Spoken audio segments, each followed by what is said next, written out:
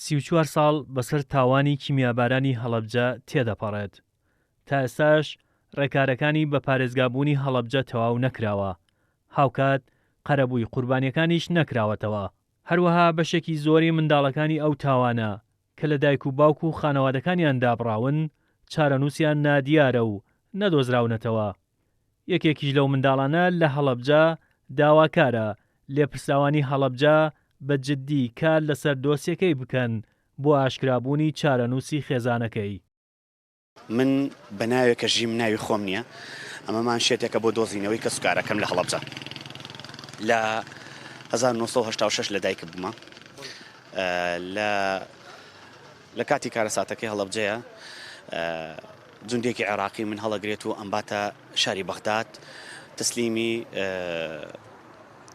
دار الأيتام بەغدامەکات بە ناوی دار الأيتام في كرادة الشرقية. ئەو دار الأيتامە پێویستە بە مناڵون بۆکانی هەڵەبجە و ئەنفال و کارەساتەکانی حکوومەتی بەڵێ. دوای ئەوە حکوومەتی عێراقی 10 ساڵ دوای ئەم کارەساتە بینایی دار الأيتامەکە ئەستێنێ بە ئەوراق و مەوراق و بۆی بەڵگەنامە بەجێ هێڵێت بۆ حکوومەتی دوای خۆی. من ئێستا هاتمەوە شاری هەڵەبجە داواکارم لە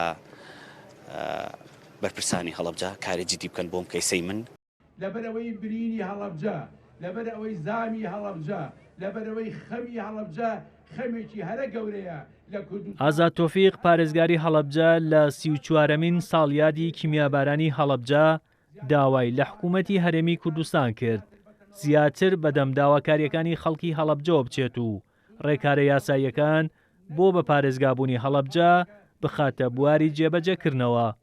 داواشی کرد دەرچوانی زانکۆ و پەیمانگاکانی هەڵەبجە دابمەزرێنرێن و هەلی کاری زیاتر لە پارێزگاکە بڕەخسێت.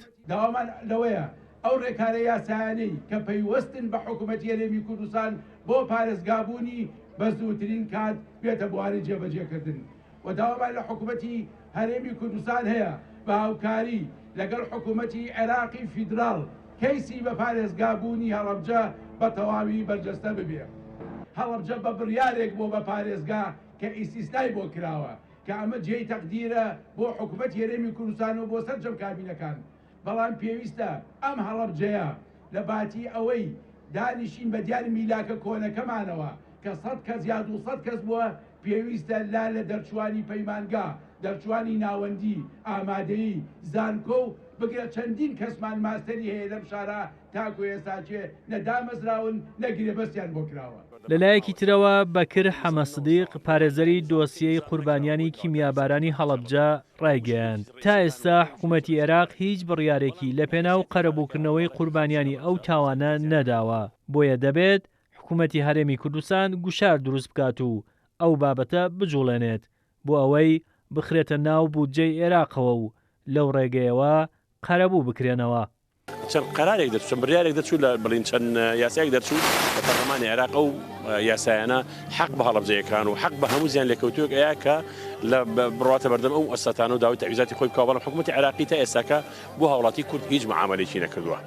تا ئێستاکە نەیکردو چونکە هاوڵات یعنی بڵین دەبێت لەسەر ئاسی هەرێم ئەو مۆزوع بزوڵێ لەسەر ئاسی هەرێم ئەو جمزوڵە نەکراوە کە نەکراوە هاوڵاتی کوردیش خۆی بەتەنها ناتوانێت ئەو شەڕ بکات لەبەرەوە تا ئێستاکە هاوڵاتی کورد مەحروم بووە لەو تاویزات. دوای تێپەڕبوونی 34 ساڵ بەسەر بردومانی کیمیابارانی هەڵەبجە هێشتا هەڵەبجەیەکان چاوەڕوانن حکوومەتی عێراق قەرەبوویان بکاتەوە و کار بۆ گەڕانەوەی ومبووەکانی ئەو تاوانە بکات.